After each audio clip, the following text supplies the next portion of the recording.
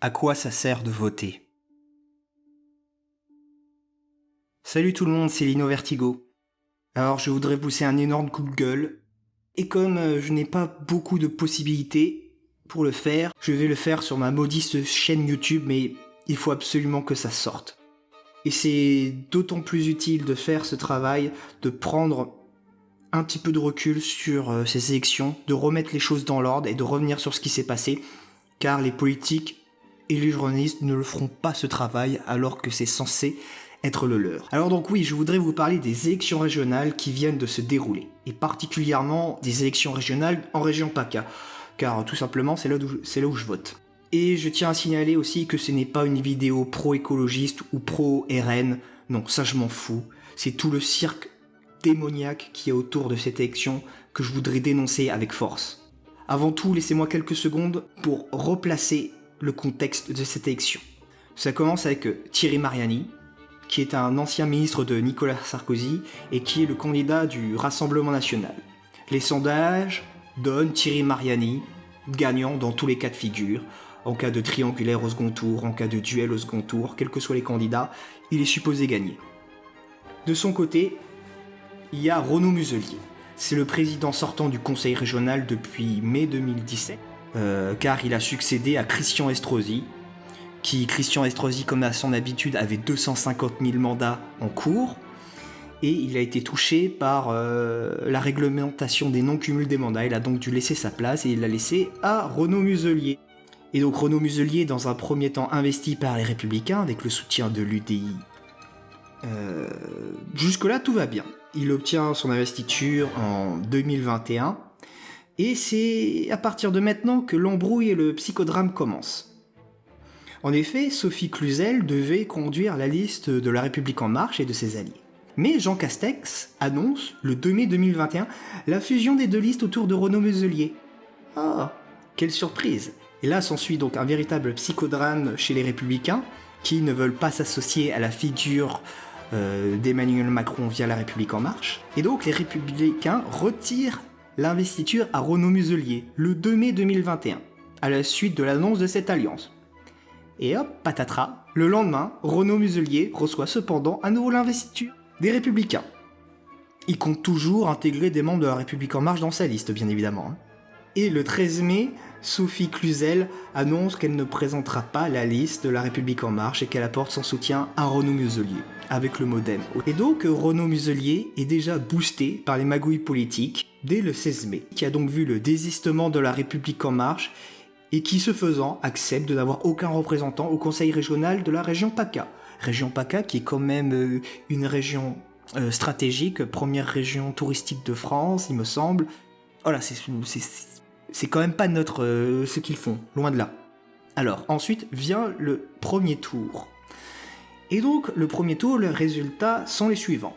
Thierry Mariani arrive en tête avec 36%, Renaud Muselier le suit relativement près, avec 31%, et le candidat de gauche, qui a le soutien d'Europe Écologie Les Verts, le PS, le PCF et d'autres micro-partis de gauche, obtient 17%.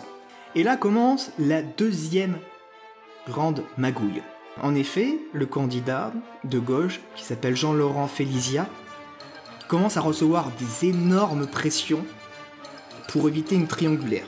Tout le monde à gauche et à droite molle, veut qu'il se désiste au second tour, car ils veulent à tout prix empêcher une victoire de Thierry Mariani. Félicia résiste, il ne veut pas que la gauche soit absente pendant 6 ans de plus. La vérité, c'est que les citoyens de gauche attendent autre chose que l'effacement de leurs valeurs, de leurs idées, comme ils l'ont vécu depuis 2015, comme nous l'avons dit d'ailleurs tout au long de cette campagne. Car en effet, la gauche, lors de la dernière élection régionale, s'était déjà désistée au second tour. Et quand une liste se désiste au second tour des régionales, elle n'a aucun candidat, aucun représentant au conseil régional. Cela fait donc 6 ans que la gauche n'a pas de représentant en région PACA. Il se plaint aussi que Renaud Muselier n'a jamais pris en compte la gauche lors de ses décisions lors du conseil régional. En même temps, il n'avait aucun représentant, il n'avait qu'à en avoir, ça semble un peu logique. Alerte au gogol, les enfants. D'autant plus qu'il a fait 17%, ce qui est plutôt un score assez élevé pour la gauche dans cette région. Et il compte bien, du coup, maintenir sa liste et il dit qu'il ne veut pas trahir ses électeurs. Nous n'avons pas proposé aux électeurs de la gauche et de l'écologie de voter pour leurs idées, pour leur proposer ensuite de disparaître et de s'effacer pendant les 6 prochaines années. Cependant, la menace d'excommunication de la gauche était trop forte et les ordres reçus de Paris étaient trop clairs. Il cède et il abandonne la triangulaire. Il abandonne. Il n'y aura donc pas de représentants de gauche au conseil régional pendant encore 6 ans. Cela fera donc 12 ans au minimum. Et alors moi, j'ai une question. J'ai une question très sérieuse. À quoi ça sert d'être de gauche en région PACA, sans déconner? À quoi ça sert d'être militant de gauche dans cette région? Expliquez-moi. Sans déconner les mecs, la prochaine fois, arrêtez. Arrêtez de perdre votre temps et faites directement alliance avec les Républicains. Comme je vous disais, ça vous évitera de perdre du temps, de faire perdre du temps à tout le monde, de faire perdre du temps aux votants, aux assesseurs, ça économisera le papier des bulletins, et tout sera plus clair. Je vous le dis, car vu la configuration des forces politiques dans la région, ça sera pareil dans 6 ans, et ça sera pareil encore après. Vous servez vraiment à rien, sans déconner, vous avez pas honte de vous foutre de la gueule de vos électeurs comme ça? Vous êtes lamentable, lamentable. Mais ce n'est pas fini, le cirque continue, car, en effet, dès l'annonce des résultats du premier tour, ils nous ont ressorti la sempiternelle menace fasciste du Rassemblement national. Et ils l'ont fait tourner en boucle. Renaud Muselier a joué à fond là-dessus, c'était insupportable. Lors de son débat sur RMC, il y avait un débat en face à face entre Thierry Mariani et Renaud Muselier. Renaud Muselier a refusé de serrer la main de Thierry Mariani. Alors qu'ils ont été dans le même parti politique pendant des années, qu'ils se connaissent, que Thierry Mariani a été ministre de Nicolas Sarkozy, président de l'ancêtre des Républicains, qui se connaissent très bien. Et là, il fait genre « Oh, je ne peux pas lui serrer la main, son fascisme est beaucoup trop prégnant », alors qu'ils se connaissaient très bien. C'est insupportable. Car oui, qu'on se comprenne bien, la menace fasciste du RN, c'est de la flûte, c'est des conneries. Tout le monde le sait, tout le monde est d'accord là-dessus. Lionel Jospin, en 2017 sur France Culture, nous expliquait que quand il était avec Mitterrand, il n'y a jamais eu de menace fasciste. Pendant toutes les années du mitterrandisme, nous n'avons jamais été face à une menace fasciste. Et donc, tout antifascisme n'était que du théâtre. Nous avons été face à un parti, le Front National, qui était un parti d'extrême droite, un parti populiste aussi, à sa façon. Mais nous n'avons jamais été dans une situation de menace fasciste, et même pas face à un parti fasciste. Et il parle du FN des années 80, début 90, à l'époque où Jean-Marie Le Pen avait une ligne vraiment dure.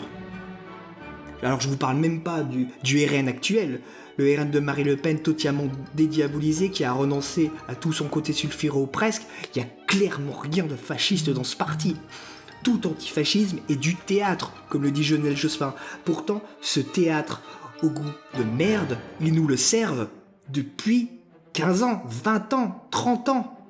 Car oui, encore une fois, une élection entre les deux tours a tourné uniquement autour du supposé caractère fasciste du Rassemblement national. Ils ont, pour la 2 milliardième fois, privatisé une élection avec ce faux débat, sans parler du fond. Ouais, je suis un peu vache, parce qu'ils ont bossé un peu, là, il y a eu quelques innovations, mais un peu toujours dans la même veine cependant. Ils ont traité Mariani d'ami de Poutine, d'ami du boucher de Bachar el-Assad. Putain. Mais sans déconner, il y en a marre. Bon sang, il y a des sujets graves dans ce pays, dans cette région. On nous assigne à résidence depuis plus d'1 an. À cause de la crise sanitaire. Il y a des attentats ultra meurtriers, des enjeux écologiques. Et ils passent leur temps à faire du théâtre et à parler uniquement d'un problème qui n'existe que dans leur tête. Comment peut-on être aussi déconnecté? Et ils osent se plaindre de l'abstention. Comment osent-ils se plaindre de l'abstention en cornérisant ainsi un tiers des électeurs, en les privant d'arriver au pouvoir de quelque manière que ce soit? C'est ça la démocratie? C'est ça la démocratie? C'est tous contre un parti? Parce qu'il fallait le voir, le Renaud Muselier entre les deux tours. là, avec son bandeau. Le mec, il était soutenu par le PCF, par Europe Écologie Les Verts, par le PS, La République En Marche, le MoDem, l'UDI, les Républicains. Mais qu'est-ce que ça veut dire? Comment est-ce qu'on peut à la fois contenter le PCF et les Républicains? Qu'est-ce que c'est que cette merde? Qu'est-ce que c'est que cette merde? C'est antidémocratique, ce n'est pas la démocratie, ce n'est pas une élection, c'est de la merde, c'est du théâtre. Et ils parlent pour réduire l'abstention, mais ils nous parlent de vote électronique, de vote par correspondance, de laisser les bureaux ouverts plusieurs jours pour combattre l'abstention. Mais les mecs, moi je vous le dis, hein, vous pouvez les laisser ouverts pendant 15 jours si vous voulez. Vos bureaux, les gens viendront pas pour vos élections de merde. Arrêtez vos magouilles électorales, mettez la vraie portionnelle, comptabilisez le bulletin blanc si vous voulez lutter contre l'abstention. Ah non mais je suis bête, c'est vrai, ça vous le ferez jamais. Vous le ferez jamais car cela vous empêcherait, votre manège, cela vous empêcherait de voler les élections comme vous le faites depuis si longtemps.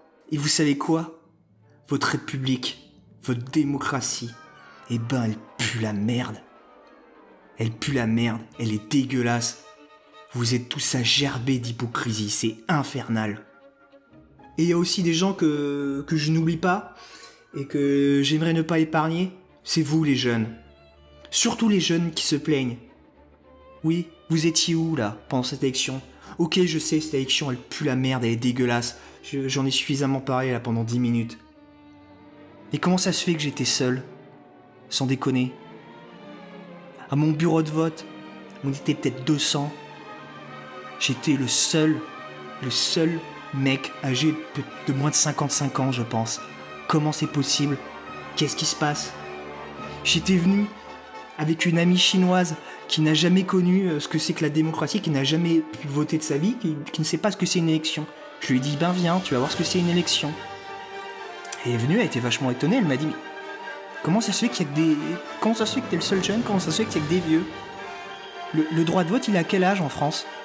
J'avoue que la démocratie, la République, c'est pas forcément le truc qui m'extasie le plus, mais... j'avoue, j'ai eu honte. J'ai eu honte.